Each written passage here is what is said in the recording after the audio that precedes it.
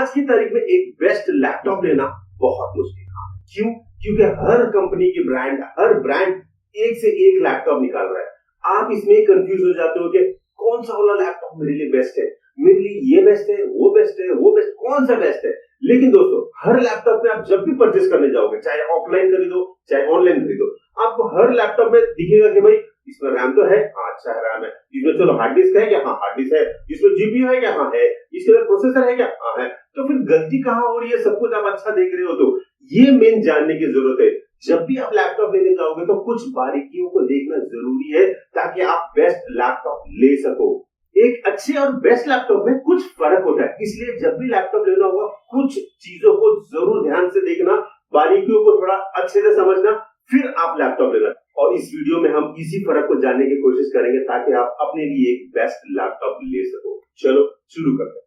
जिनको भी लैपटॉप लेना होता है उनको हमने मेजरली 4 कैटेगरी में डिवाइड कर दिया है, यानी कि 4 लोगों के टाइप में डिवाइड कर दिया है। कि पहला कैटेगरी टाइप है स्टूडेंट लोग, यानी कि जो कॉलेज जाते हैं, स्कूल जाते हैं, उनके स्कूल वगैरह कॉलेज वगैरह से प्रोजेक्ट्स मिलते हैं, उनको प्रोजेक्ट वगैरह करना होता है, कभी मूवीज वगैरह देख लिया, कभी इंटरनेट ब्राउज कर लिया, क्या कुछ और छोटा मोटा काम कर लिया, इस तरह के कुछ छोटे मोटे काम होते हैं स्टूडेंट्स के। तो ये पहला कैटेगरी। सेकंड कैटेगरी में बोलता है कि भाई मैं गेमर बनता हूं, मैं गेमर बनना चाहता हूं, प्रोफेशनल अपना प्रोफेशन अपना गेमर चूज करता हूं और अपने करियर में गेमिंग में बनाना चाहता हूं। तो ये दूसरा कैटेगरी हो गया।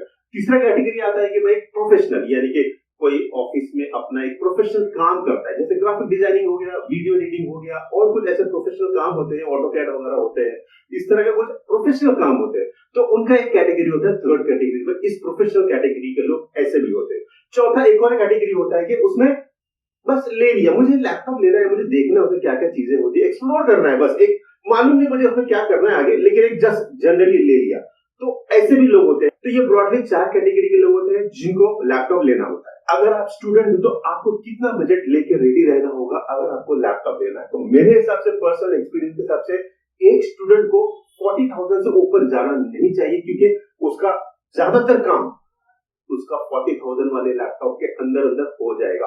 अगर आप स्टूडेंट हो तो आप कोशिश करना कि इस 40,000 के बजट से क्रॉस मत करना। ऐसा नहीं है कि ज्यादा पैसे खर्च करने से आपका लैपटॉप वो चलेगा नहीं जो आप करना चाहते हो, वो चलेगा, लेकिन क्या ज्यादा पैसे खर्च करके क्या मतलब जब आपका कम बजट में काम हो जाएगा। अब हमने बजट फिक्स कर लिया, अब हम जानेंगे कि कौन सा वाला कॉन्फ़िगरेशन हमें चूज करना चाहिए जब हम स्टूडेंट के लिए लैपटॉप फाइनल करना चाहते हैं। प्रोसेसर कौन सा लेना चाहिए? प्रोसेसर देखने जाओगे तो उसमें दिखाई देगा इंटेल का i3 मिलेगा, इंटेल का i5 मिलेगा, इंटेल का i7 मिलेगा, इंटेल का i9 मिलेगा। उसी तरह AMD में भी आपको बहुत सारे Ryzen 3, Ryzen 5, Ryzen 7, Ryzen 9 इस तरह के प्रोसेसर देखने को मिलेंगे।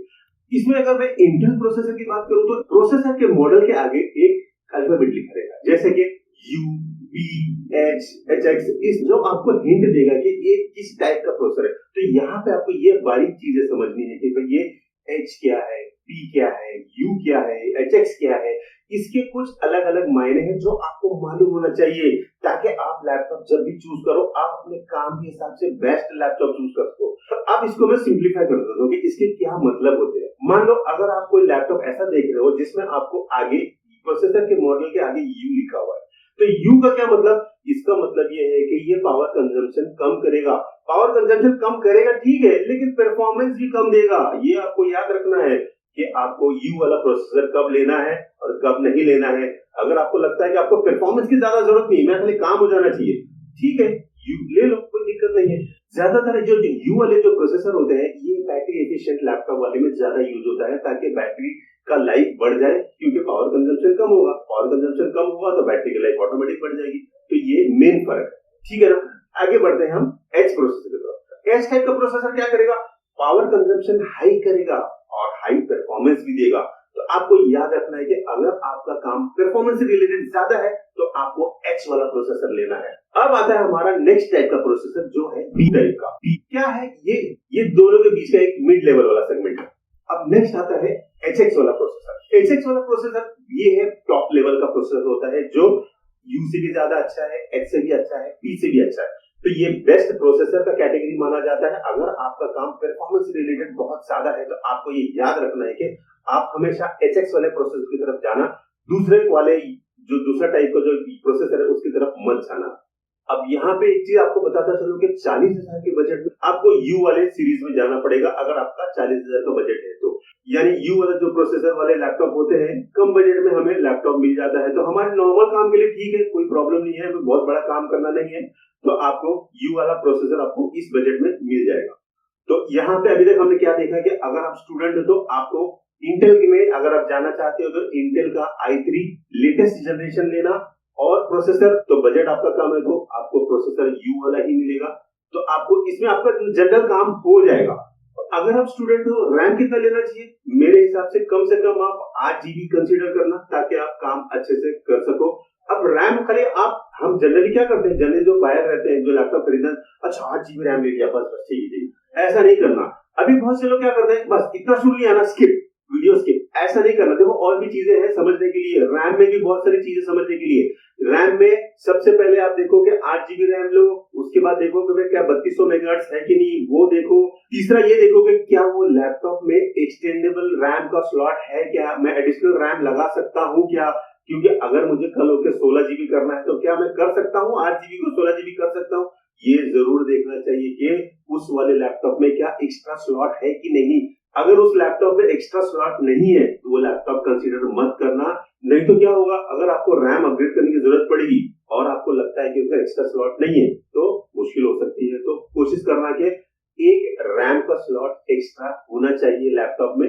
आज भी कुछ लैपटॉप में 2133 मेगाहर्ट्ज की रैम आती है, तो वो वाली रैम को कंसीडर मत करना, वैसे लैपटॉप को कंसीडर मत करना। ज्यादातर कोशिश करना कि 3200 मेगाहर्ट्ज रैम वाला अगर लैपटॉप है तो उसको कंसीडर करना, या तो और कोई लैपटॉप एक्सप्लोर करना। रुको अभी स्किप मत करो, यहाँ पे एक और चीज याद रखना है कि जब भी आप लैपटॉप लोगे तो आपको लैपटॉप में रैम और हार्ड डिस्क ऐसी वाली लेना जो आप खुद चेंज कर सको।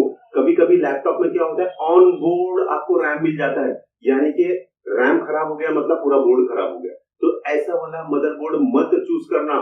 कोशिश करना कि लैपटॉप ऐसा ले जिसपे मदरबोर्ड के ऊपर रैम का स्लॉट अलग से लगा हुआ हो, तो लैपटॉप आपको वही लेना है जिसमें आप रैम और हार्ड ड्राइव दोनों ही खुद से अपग्रेड कर सको, या चेंज कर सको, या रिप्लेस कर सको। और अगर कोई स्टूडेंट कोडिंग वगैरह सीखना चाहता है, एंड्रॉइड के ऐप वगैरह बनाना चाहता है, तो कम से कम आप 16 GB जरूर कंसीडर करना। 16 GB के नीचे कंसीडर मत करना, उसके ऊपर जाएगा चलेगा लेकिन नीचे मत जाना। अगर आप कोडिंग से रिलेटेड या तो ऐप डेवलपमेंट से रिलेटेड चीजें काम करना चाहते हो तो आपको ध्यान रखना है कि आपको AMD का Ryzen 3 प्रोसेसर नहीं लेना है, इंटेल का i3 प्रोसेसर नहीं लेना है, आपको कम से कम इंटेल का i5 प्रोसेसर लेना है, या तो फिर AMD का Ryzen 5 वाला प्रोसेसर लेना है। हाँ, और कोडिंग के लिए डेडिकेटेड ग्राफिक लेने की जरूरत नहीं है, यहाँ पे इंटीग्रेटेड जो ग्राफिक्स इनबिल्ट आते हैं वो भी लोगे तो भी काम चल जाएगा। स्टूडेंट हो, पैसे बचा के रखो। पैसे बचा के रखने के लिए इसलिए कह रहा हूँ कि जो पैसा बच रहा है वो आप एक्सटेंडेड वारंटी के लिए यूज करो। यानी कि मान लो अगर आपको 1 साल की वारंटी मिल रही है, एक्सटेंडेड वारंटी अगर 5-6 हजार डाल के अगर 3 साल मिल जाती है, तो आप वही पैसा यहाँ पे यूज करो, ताकि आपकी लैपटॉप की वारंटी 1 साल की जगह पे 3 साल 4 साल ऐसे हो जाए। आज की तारीख में लैपटॉप में कई सारे लैपटॉप में SATA वाले हार्ड ड्राइव मिलते हैं, तो SATA वाला हार्ड ड्राइव नहीं लेना है आपको लेना है SSD ड्राइव वाला लैपटॉप, जिसमें आपको परफॉर्मेंस अच्छी मिले, बूस्टेड परफॉर्मेंस मिले। अब नेक्स्ट बात आती है कि कौन सा वाला ब्रांड का लैपटॉप लेना चाहिए। देखो ये एक ऐसा सवाल है ना कि ये एग्जैक्टली आंसर करना थोड़ा मुश्किल, क्योंकि एग्जांपल ये लेते हैं डेल और एसर। अब मान लो मुझे मेरा बजट कम है, मैं थोड़ा बहुत सर्विस के मामले में अपना एडजस्ट कर सकता हूँ, यानी कि 1-2 दिन की सर्विस डिले भी होगी तो कोई दिक्कत नहीं है, तो मैं क्या करूंगा भाई, मैं कम बजट वाला लैपटॉप लूंगा, एसर की तरफ जाऊंगा। लेकिन मेरा काम अगर ऐसा है कि मेरे को 1 दिन का भी डाउन टाइम नहीं चाहिए, मुझे सर्विस फर्स्ट क्लास चाहिए, तो मैं क्या करूंगा, थोड़ा सा प्रीमियम देखूंगा, मैं डेल की तरफ जाऊंगा और मैं डेल वाला लैपटॉप ले लूंगा। तो एसर कंपैरेटिवली थोड़ा सस्ता होता है कंपेयर टू डेल, डेल थोड़ा सा महंगा होता है कंपेयर टू एसर। तो ये आपको कॉम्बिनेशन खुद ही आपको डिसाइड करना पड़ेगा कि क्या आपको थोड़ा सा सर्विस में डिले चलेगा कि आपको प्रॉम्प्ट सर्विस चाहिए। क्योंकि मैंने जो अभी तक देखा है डेल की सर्विस काफी अच्छी है आज की तारीख में, लेकिन एसर की भी अच्छी नहीं है ऐसा नहीं है, एसर भी सर्विस देता है, लेकिन कभी कभी डिले हमने देखा है कि भाई आज कॉल लॉग किया तो हो सकता है कल आएगा, नहीं तो परसों आएगा। डेल की मैंने सर्विस ऐसी देखी है कि आज कॉल लॉग किया, वो उसने फोन पर ही पूछ लिया कि भाई क्या आपका प्रॉब्लम है, वो पार्ट लेकर ही आया साथ में। तो ये एक फील आता है कि भाई मेरा प्रॉब्लम जो है ना एक ही बार में सॉल्व हो गया। तो ये आपको खुद ही डिसीजन लेना पड़ेगा कि आपको किस तरह का लैपटॉप लेना है। और इसमें एक चीज अच्छी क्या है, स्पेक्स के मामले में एसर कम प्राइस में अच्छी कॉन्फ़िगरेशन देता है और डेल जो है कम प्राइस में कॉन्फ़िगरेशन लो हो जाता है। सर्विस तो अच्छी है लेकिन कॉन्फ़िगरेशन लो हो जाता है। तो आप अगर गेमर हो तो आपको मेक श्योर करना है कि आप बेस्ट वाला जीपीयू लेना, ना कि सीपीयू। सीपीयू अच्छा वाला तगड़ा वाला सीपीयू लेने की जरूरत नहीं है, आपको तगड़ा वाला जीपीयू लेने की जरूरत है। सीपीयू भी एकदम थर्ड क्लास मत लेना नहीं तो पता चला बोला है उसको करते, ऐसा नहीं करना। मीडियम वाला लेना ताकि कम से कम i5 वगैरह ले लेना ताकि आपका गेमिंग का काम अच्छे से कर सको। इसमें बहुत सारे लैपटॉप में आपको ऐसा भी देखने को मिलेगा कि इसमें इंटीग्रेटेड ग्राफिक्स है। बोलने वाले बोलेंगे कि बहुत अच्छा ग्राफिक्स कार्ड है के अंदर इंटीग्रेटेड, लेकिन आपको वो बात नहीं माननी है। आपको अभी के तारीख में बताओ, आगे होगा मालूम नहीं कैसे होगा, लेकिन आज की तारीख में आपको हमेशा मेक श्योर करना है कि डेडिकेटेड ग्राफिक लेना है अगर आपको गेमिंग में करियर बनाना है। गेमिंग लैपटॉप के प्राइस सेगमेंट की बात करूं तो कम से कम इसमें आपको 60,000 में मिल सकता है, 90,000 में मिल सकता है। डिपेंड करता है कि आप कौन सा वाला जीपीयू उसमें ले रहे हो, क्योंकि गेमिंग का सारा खेल जीपीयू पे। तो आपको देखना है कि कौन सा वाला जीपीयू आपको मिल रहा है। एक चीज आपको याद रखना है स्पेशली गेमिंग के लैपटॉप में कि जब भी आप गेमिंग वाला लैपटॉप लोगे तो आप थोड़ा सा उसको ऑपरेट करके देखना, थोड़ा सा गेम प्ले करके देखना क्या उसमें हीटिंग की इश्यू आ रही है। अगर हीटिंग की इश्यू आ रही है तो मेक श्योर करो कि आप वाला लैपटॉप नहीं लेना, क्योंकि उसमें परफॉर्मेंस नहीं मिलेगा उतना जितना एक्चुअली होना चाहिए, जितना मिलना चाहिए। तो अगर आपके लैपटॉप पे हीटिंग की ज्यादा, थोड़ी बहुत हीटिंग हो रही है ठीक है, लेकिन ज्यादा हो रही है आप थोड़ा सा अलर्ट हो जाना है, वो वाले लैपटॉप से थोड़ा सा दूर हो जाना है। तो अगर किसी भी लैपटॉप में हीटिंग का इश्यू है तो आप वो अवॉइड करना वैसे वाले लैपटॉप को लेने की। और अगर मालूम नहीं पड़ रहा है कि इस लैपटॉप का हीटिंग का प्रॉब्लम है कि नहीं, तो कोशिश करना है कि इंटरनेट पे जाके उसका उस पर्टिकुलर मॉडल का रिव्यू वगैरह देख लेना कि कैसा लोगों ने रिव्यू दिया है। अब चलते हैं हम हमारे नेक्स्ट कैटेगरी की तरफ, जो है एक प्रोफेशनल कैटेगरी, जहां पे लोग ग्राफिक का डिजाइनिंग का काम करते हैं, वीडियो एडिटिंग का काम करते हैं, कुछ ऐसे प्रोजेक्ट ऑटोकैड वगैरह बनाते हैं। तो वहां पे अपने को देखना है कि बहुत तगड़ा वाला जीपीयू की जरूरत नहीं है। जीपीयू की जरूरत है लेकिन मिड लेवल का जीपीयू से काम हो जाएगा। मेन हमें यहाँ पे देखना है कि हाई लेवल का प्रोसेसर होना चाहिए, यानी कि हाई लेवल का पावर सीपीयू मिलना चाहिए हमको, ताकि हम जो भी काम कर रहे हैं प्रोफेशनल, हमारी ग्राफिक डिजाइनिंग के काम कर रहे हैं, वीडियो एडिटिंग के काम कर रहे हैं, या और कोई ऐसा प्रोफेशनल काम कर रहे हैं, तो हमें मेक श्योर करना पड़ेगा कि सीपीयू अच्छा होना चाहिए। जीपीयू बहुत अच्छा नहीं होगा चलेगा, लेकिन अच्छा होना चाहिए। एकदम डाउनग्रेड वाला नहीं लेना, इंटीग्रेटेड वाला तो बिल्कुल मत लेना। तो इंटीग्रेटेड से ऊपर जो डेडिकेटेड में जो मिड लेवल में आते हैं वो वाला ग्राफिक्स आप लोगे तो काम चल जाएगा। तो वीडियो एडिटिंग में आपको ग्राफिक्स भी कुछ चाहिए, आपको सीपीयू का प्रोसेसर भी चाहिए। तो दोनों का मिक्स मैच करके एक अच्छा वाला कॉन्फ़िगरेशन लेना, ताकि आपको ये वाला प्रॉब्लम नहीं आए कि भाई कुछ ये स्लो चल रहा है, कभी वो स्लो चल रहा है। तो इस तरह के प्रोफेशनल काम में आपको सीपीयू भी चाहिए, जीपीयू भी चाहिए। तो इस तरह के काम के लिए आप यूपी प्रोसेसर की तरफ बिल्कुल मत जाना, आप कम से कम एचएक्स की तरफ जाना या तो एच की तरफ जाना, ताकि आपको परफॉर्मेंस अच्छा मिले। और एक चीज हमेशा याद रखना है कि जब भी आप एक प्रोफेशनल काम के लिए कुछ कॉन्फ़िगरेशन डिसाइड करने जा रहे हो तो हमेशा प्रोसेसर लेटेस्ट जनरेशन वाला ही देखना। एडिटिंग के लिए कम से कम रैम आपको 16 जीबी या तो उसके ऊपर कंसीडर जरूर करना चाहिए। उसके नीचे मेरे हिसाब से कंसीडर करके कुछ भी मतलब नहीं है। और उसमें भी मेक श्योर करो कि उसका क्लॉक स्पीड अच्छा होना चाहिए, यानी कि हाई होना चाहिए। 3200 के ऊपर अगर मिलता है तो 3200 के ऊपर लो। ये ऐसा मैं पर्सनली इसको ऐसे देखता हूँ कि भाई 3200 के ऊपर जाना ठीक है, लेकिन 3200 के नीचे नहीं जाना। इस टाइप के काम के लिए मेरे हिसाब से कम i7 या तो i9 वाला कॉन्फ़िगरेशन चूज करना चाहिए, ताकि आपका ये काम बड़े ही आराम से कर सको।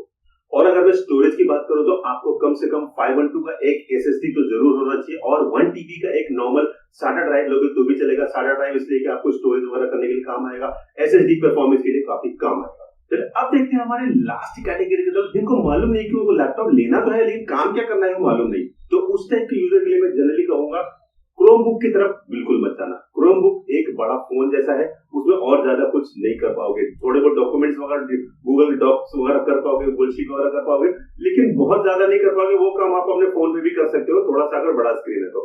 लेकिन अगर आपको सही माने में कंप्यूटर सीखना है या अपने काम के लिए कुछ लेने का सोच रहे हो तो आपको विंडोज वाला लैपटॉप लो या तो मैक वाला लैपटॉप लो। इसके अलावा मेरे हिसाब से और कोई लैपटॉप लेने में मतलब बनता नहीं है। आई होप इन सारी चीजों को कंसीडर करने के बाद आप अपना एक अच्छा लैपटॉप चूज कर पाओगे अपने काम के लिए। तो ये वीडियो कैसा लगा दोस्तों, कमेंट करके जरूर बताना। वीडियो अगर अच्छा लगा तो लाइक जरूर कर देना, और हमारे चैनल पे पहली बार आए तो सब्सक्राइब जरूर कर लेना।